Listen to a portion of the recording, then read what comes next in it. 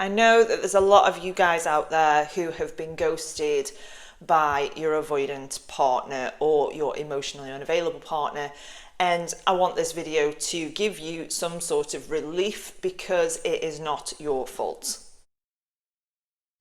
Hi, I'm Amy and welcome back to my channel. Welcome if you're new here.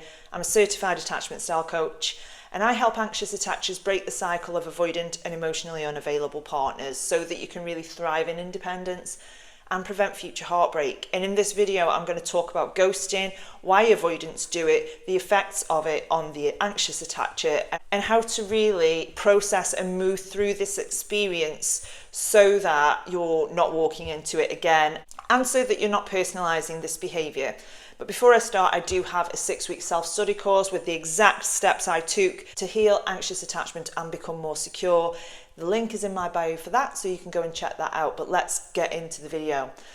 So what is ghosting? So you're in a relationship with somebody and all of a sudden they just go offline. They don't respond to text messages, you're not hearing from them, you can't get hold of them, and you're sat there thinking, what did I do wrong? Maybe I said something to this person, and you're overthinking it in your mind, thinking, why has this person done this to me?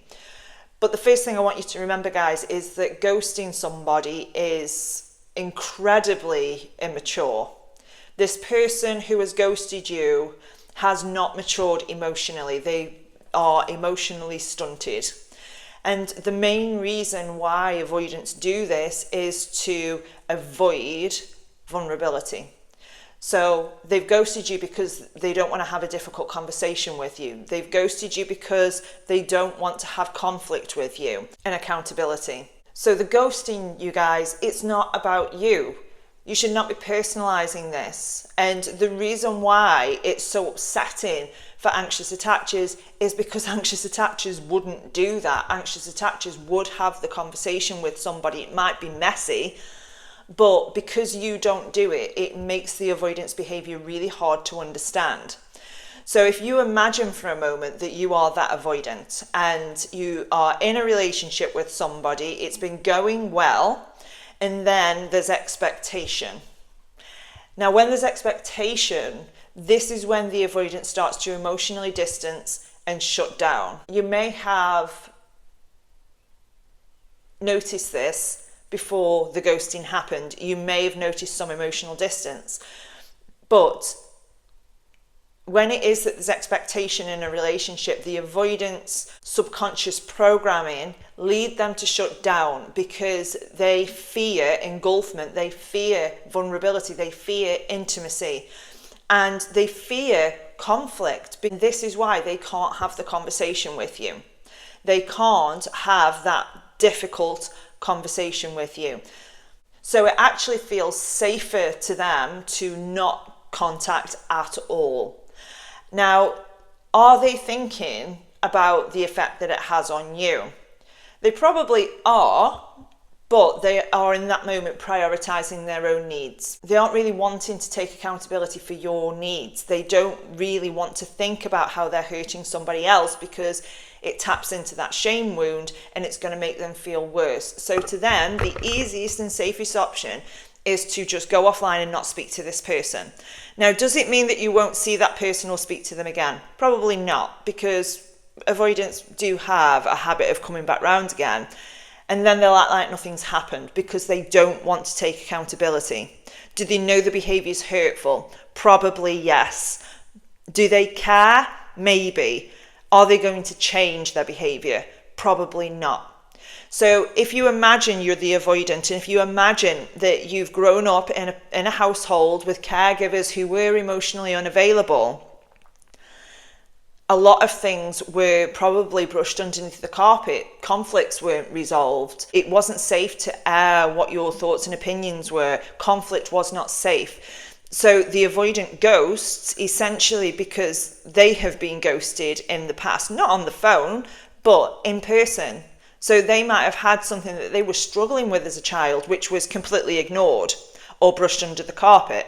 So to them, just not speaking to somebody about a situation or about a problem is completely normal. And I don't want you guys to be personalizing this, because at the moment you sat there thinking, this is really painful, I feel really rejected and abandoned, and you're trying to figure out what it was that you did wrong. Maybe you have overtext this person, maybe you've gone into survival mode and tried to bring the relationship back on track.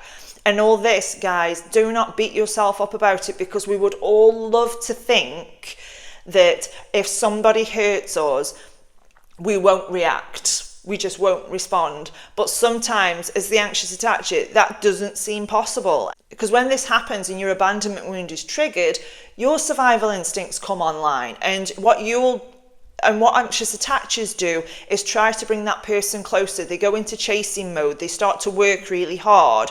And I don't want you to shame yourself for this, even though it's not effective. It's a survival strategy. So what do you do if it is that you're ghosted? Like I said, in a perfect world, you would just notice that this person is emotionally immature and move on. But what do you do with the pain?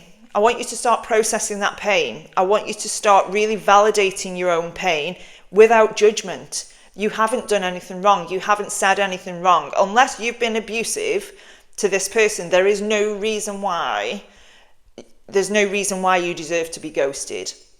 The ghosting is less about you and more about the other person. If that person cannot have a difficult conversation, that speaks volumes, you guys. That says to you, that is a really good indicator to you who this person is. And if you can't have a difficult conversation with somebody, then the likelihood of you having a fulfilling relationship with somebody where conflicts are never resolved is unrealistic. But then the avoidance idea of a relationship is completely unrealistic as well. So the first thing is to try not to personalize it. Feel the feelings that come up. The second thing is to not personalize this behavior. It isn't about you. Educate yourself on avoidance, educate yourself on ghosting, and start to see it for what it is. Separate yourself from the behavior. And the reason why you can't think about what you've done wrong is because you probably haven't done anything wrong. You've probably just thought, I'm in a relationship and I'm enjoying it, I would really like to take this to the next level, and all of a sudden, boom, ghosted. This is about somebody's fear of being vulnerable with somebody. This is somebody's fear of conflict, but also it's not an invitation to start chasing somebody. I know that you're in survival mode, and like me, I've done it before, you guys, where I have said things that don't really align with what I want just to get this person back. And when you get them back, it's the relief that you feel. You feel like you've won someone over. You feel like, oh, I'm finally worthy now. But your worth is not tied to somebody else's actions. Your worth is not tied to whether somebody is there or not. Regardless of whether they are in your life or not, does not affect how worthy or valuable you are. So if you can, delete this person's number and block them, because you do not want this person in your life. Yes, when you think about that person coming back around again, it can feel really validating. It can feel really, oh, I'm worthy after all. But the cycle will repeat. Judge somebody by how they act, not what they say. I can tell you, after being in a relationship with an avoidant for 7 years, on and off, it doesn't get better. This person isn't going to change overnight. This person's ghosting is their MO. It's probably happened before you, it will happen after you, because their behavior is nothing to do with you. And yes, it's painful, but your job right now is to move yourself through the pain. Don't avoid it. Be there for yourself. What do you need right now to feel better? Maybe you can journal on it. Maybe you feel angry. Maybe you feel sad. Maybe you feel rejected. Journal on it all, you guys. Get it out on paper so that you can see what it is that's coming out in your mind. So you can start to see how these things aren't true. You do matter. You do deserve respect. You are worthy of a relationship. And the more and more you can not get into contact with this person, not stalk social media, not look at whether they're online or not, the more and more you can avoid doing that, the closer you are to healing. So I hope you found that video helpful. If you like this content, please consider subscribing to this channel. Any stories that you have, drop them below. I do like reading them and responding to them. But I'm Amy, and it's a pleasure to help you improve your self-worth.